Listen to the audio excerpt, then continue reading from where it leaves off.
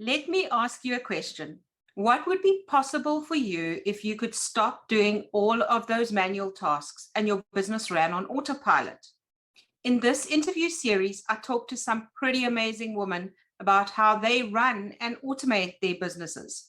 So if putting your business on autopilot is of interest to you, then stick around and let's get into it. Hi, my name is Jacqui Money. I live in an off-grid tiny house in South Africa. I'm building a food forest and I've got 5 beautiful dogs, 2 of them giant breed. And yes, I know giant breed dogs in a tiny house, it's hysterical. I have a husband named Warren and he's even more introverted than I am.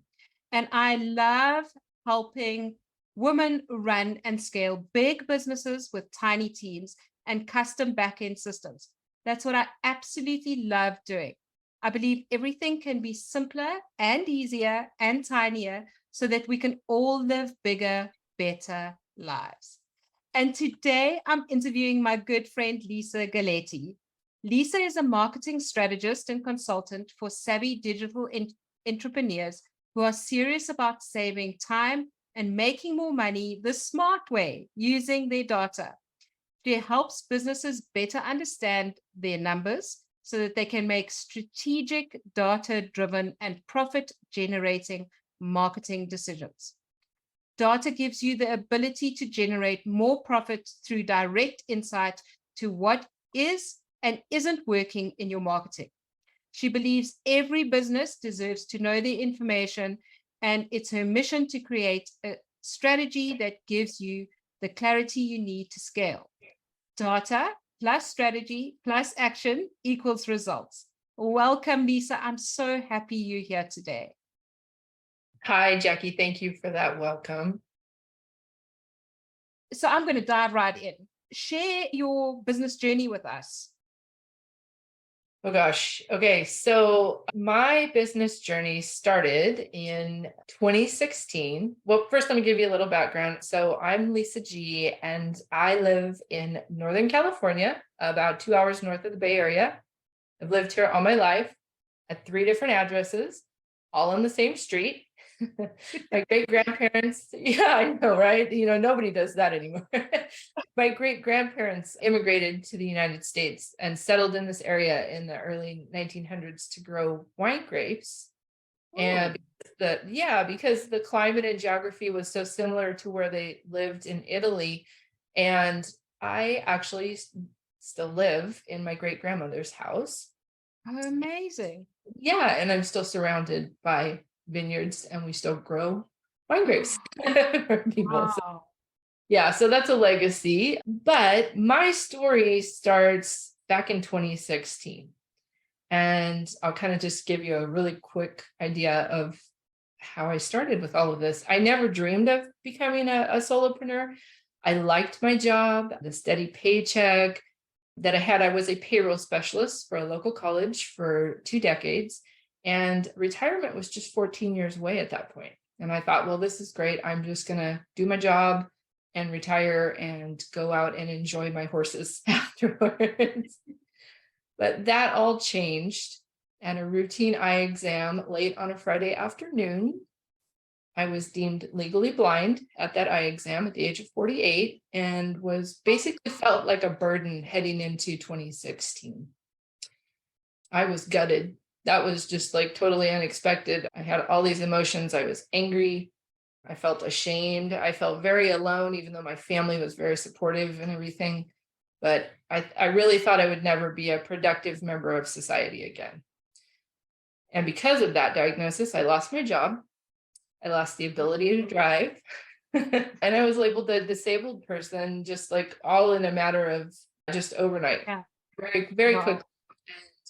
People gave up on me, or so I thought. And I took the weekend to kind of wallow in feeling sorry for myself and what was I, and then I kind of just like pulled myself together and said, well, what are you going to do? What are you going to do? I had worked all my life and I knew that I needed to have some sort of income to help support my family. Mm-hmm.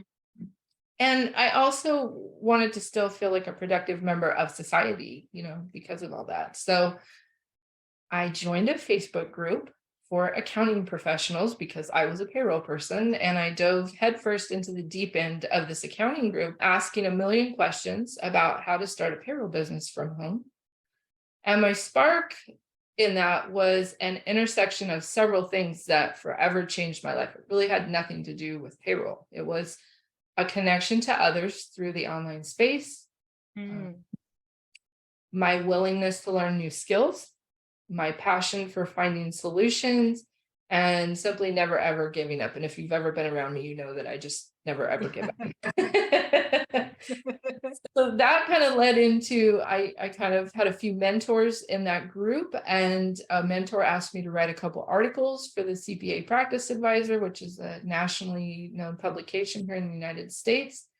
And he opened some doors to collaborative opportunities within the online accounting space. But I knew I wasn't going to go back into accounting. I actually became a virtual assistant. I never looked back. My first paid gig in 2016 came out of that group on Facebook. It was a VA for a digital bookkeeper, which at the time, the accounting community was just coming into the online space. They were starting to automate things. And that paved the way for me to partner with dozens of clients and colleagues and connections to help people build sustainable and profitable so that they could enjoy life on their terms, whatever those terms might be. So that's kind of how I got started in this space. And I no longer do any accounting. I actually pivoted into marketing from being a VA. Yes. And over the years, I've done lots of different types of marketing. I have a soft spot for social media marketing, especially. And I've touched a lot of different types of online and digital marketing, like social media, email, content marketing, just all different types of things. So that's where I'm at right now. What an amazing story. And I know a little bit of what's currently going on with you. And I know you've recently made a pivot in your business. So tell us a little bit about that. Yeah, so marketing is such a big thing. And I was never really like satisfied with just staying in one type of marketing. Like I would go into like email marketing, and then I would think, no, that's just not the complete picture. I have a higher level visionary kind of thinking. And I'm able to kind of see what's coming and lay out a plan and connect the dots, and so it was never really enough to just be in one space of marketing. So you actually introduced me to data. I had no idea about the measurement marketing piece of the puzzle. And so I've done kind of a deep dive in the last 4 or 5 months into data, specifically Google Analytics, which everybody is like, oh, Google Analytics. It's like the thing we all love to hate. It's like watching paint dry. Like, what do we even need it for? But everybody talks about it for their websites. So that just like added another component to this whole big marketing picture for me. That is so interesting. And I actually think having data in your business is really important. Yeah. I think people are more scared of Google Analytics. And once they see what the power is of Google Analytics, they will love it as much as what you and I do. Exactly. I mean, it really helps you to see the journey that your customers and clients take and what they're actually doing, and what a fantastic time we live in that we can actually do this. I mean, think back 20 years when people were marketing on foot. And here in the United States, we have what's called the yellow pages, so you would place an ad or a listing in the yellow pages, and you didn't know who was looking at your ad and who was calling you and contacting you. And now we have this ability.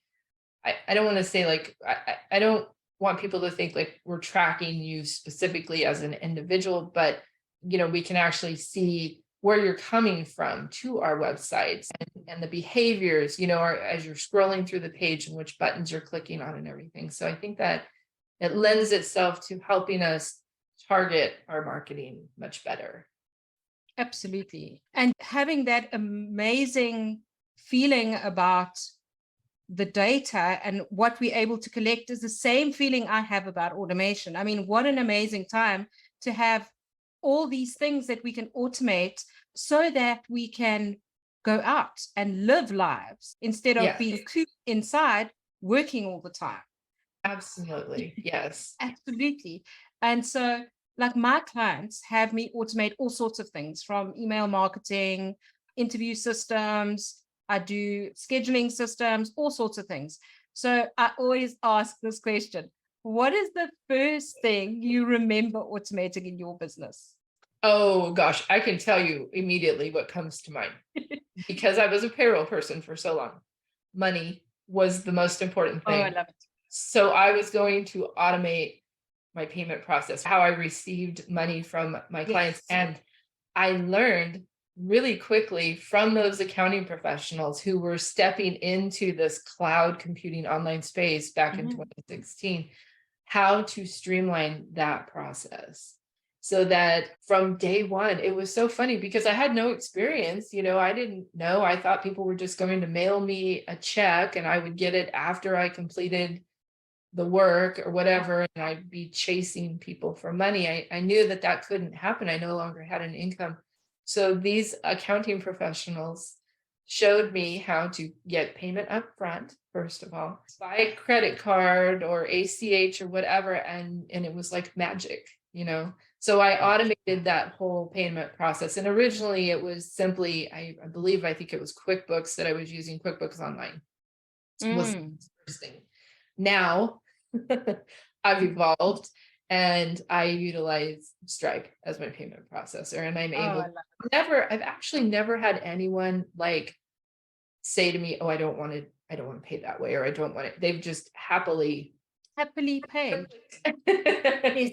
I think 10 or so years ago, people were still skeptical about paying online, but now it's become such a commonplace thing that sending a payment link to someone, people don't have a problem with that at all anymore. Well, and the beauty of it too, I had a background also in banking, and you actually have a lot more capability of tracking that payment. And really, if there is a problem, typically you can track it much better electronically than you could if I put a check into the mail. Absolutely. Sent it to you, and you know how many eyes then have seen your check with your account number and everything. I mean, so truthfully, it's a safer way. Yeah. I think in the US, you guys still work with checks. We do. I don't. We don't. Yeah, I don't personally. I'm trying to get my mom to quit writing checks. I think she's one of the last few people on earth. And then when I explained to her, Mom, your credit card is actually so much safer, and here's the reasons why, she's starting to do that more. Absolutely. I think it is safer. I know there's like a lot of things going on with kind of fraud and credit card fraud and that, but I do still think it's safer than putting a check in the mail.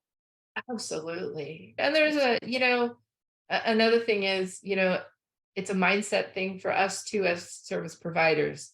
It's our value, it's our worth, and if they drag their feet paying you, it can really, make you feel like, well, did I not do a good job? Did I not, am I not worthy of this payment, kind of a thing? So, and we are business owners. We are business owners too. And so I think we need to set those boundaries, and payment is a big issue for a lot of people. Oh, I absolutely agree. So when I ask the question about the first thing you automated, so a lot of people say they saved so much time. Some people say like they saved 3 hours. Some people say they saved a week of time or 10 hours. And for some people, we were able to automate a whole role in a company. Do you remember how much time this automation saved you? Well, probably in the beginning, just based on the number of clients, it probably didn't take me very long. It wasn't like a huge process, but my bank account was really happy. I was able to pay my bills. So the time that it saved me having to chase payments and everything, absolutely, and not having to worry, which I think was a huge relief. So in terms of time, I'm sure it saved me a few hours each month, but it also relieved a huge amount of stress.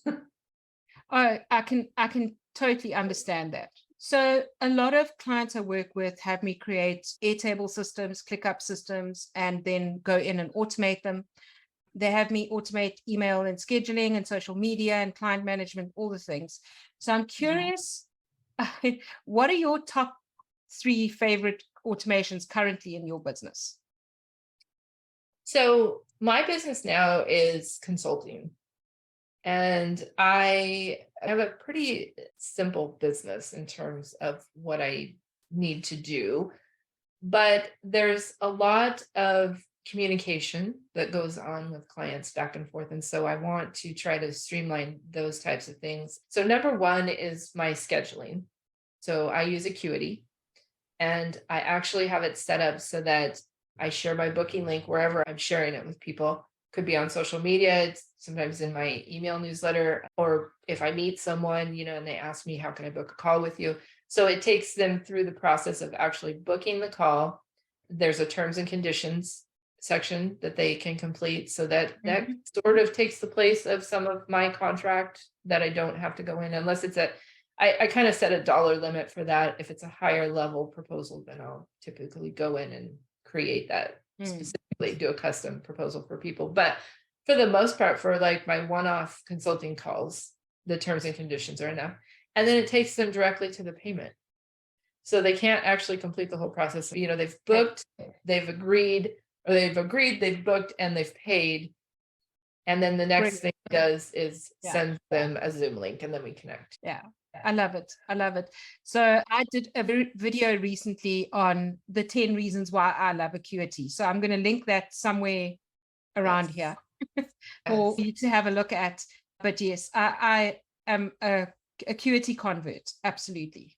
Oh my goodness. And I know a lot of people use Calendly, and I would assume that you can probably do a lot of the same things, but I've just stuck with Acuity. I mean, why, if it's not broke?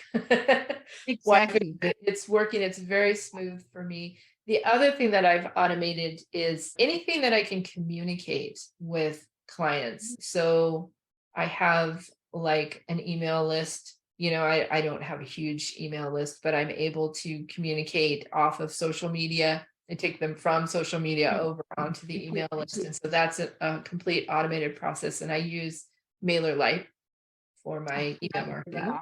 Love it. It's like Best. It's the best. And I think I started with them like probably right around when they started. And I know that, a lot of people were with I don't even remember at that time. It was probably, MailChimp was a big one. MailChimp, yeah. People used now they use ConvertKit and ActiveCampaign and stuff. But I find that MailerLite is just really user friendly, and they keep adding features. I mean, now you can have a website, you can do all kinds of stuff through them. Yes.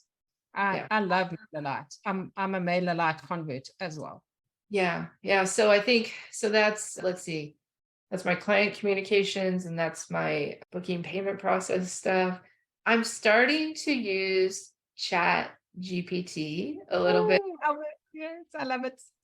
As my VA. I'm sorry, I'm a former VA, and now I'm outsourcing a little bit of my VA work to Chat GPT. I use it for research. I use it for helping me with building a framework or an outline of content that I want to work with, stuff. So I've found that my issue, Jacqui, and it's probably a lot of people don't have this issue, but I am limited by the amount of hours that I can actually spend on screen time each week because of my visual problems. So I really try to streamline and automate as many things as I can for that. I love it. And I think that's so important for people to understand that if you do have a limitation, whether it be physical or you've got small children at home or whatever it may be, automation can really help you to get that time back that you don't have to spend in front of your computer screen. And you can, like with you need to limit your time in front of the computer because you need to protect your eyes. And for other people, they might need to spend more time with their small children. So, that's the beauty of automation, and what I'm trying to get people to understand, that it's not the enemy, it's actually here to help you. Oh my goodness. It's so helpful. And I'm very interested in learning more about Airtable from you, because I'm envisioning for myself, and I think we've had a little discussion around this, some sort of master dashboard kind of thing, You're going to love Airtable. where we can bring all this kind of in. And because when and if, hopefully not for quite some time, but if and when my site does go and I have an assistant, somebody that can then step in and do some of the task work for me while I can still maintain my client relationships and stuff. Absolutely. And I think, Lisa, you're going to absolutely love Airtable as much as I love Airtable. Yeah. So I can't. It sounds a little intimidating. Like I read different things, people talk about it and they say it's complicated with this, but I'm going straight to you. Yes. It's It's really not complicated. If you have somebody to kind of guide you a little bit, then it's really not as complicated as what you think. It's just a lot. When you first get in there and you look at it, it's like, oh my goodness, I don't know what to do. I need to get out, and then people check out and they don't actually put the time in. And just with a little bit of time, it's amazing. It's really amazing. Well, it's very similar to what I do with my clients working with their marketing strategy. Yes. It's like, if you have a goal, like my questions to my clients are typically, well, what's your goal? Who's your audience and how do you want to move your audience to that goal? I think if I come to you and say, here's what I'm thinking, Jacqui, for my Airtable, this is what I want it to do. Yes. And then you get a better sense of what I need. Exactly. But I don't want people to be afraid of Airtable. I want people to understand what is possible with Airtable, because Airtable in essence is a database, but the things that you can build with Airtable is amazing. The sky's the limit. So that's what makes it so amazing. And I get so excited talking about Airtable. I'm sure you can tell, but really it is so amazing because you can just build anything on top of that database. Yes, it's like me with Google Analytics and GA4. It's like everybody's like pushing back, but it's like, no. Yeah. So I want to wrap up this interview on a high note. So tell the audience, what is your bigger vision for your company so that we can all cheer you on? Oh, goodness. So I want to make marketing simpler and more efficient for people. I think that a lot of solopreneurs and small businesses, they're wearing all the hats. They're trying to do all the things, and they're making it more complicated than it needs to be. So I want to be that advisor or guide walking along beside you and saying, no, there's a simpler way. Here's our goal. Here's what we're working towards. And let's make this as simple and easy for you as possible. Yeah. Oh, I love that, Lisa. I love it. So with that, thank you so much for being here. I really appreciate your time. And I'm going to put all of your links below this video. So anybody who needs any data or analytics help or dashboards, please get in touch with Lisa. We're going to link everything down below. Absolutely. Thank you so much for having me, Jacqui. Let me know in the comments below if you had a magic wand and could automate the part of your business where you are spending the most time, what would that be? If you want to check out more videos like this, where I talk about how to put your business on autopilot so that you're not working more hours or hiring a huge team, be sure to subscribe to this channel and I will see you in the next video.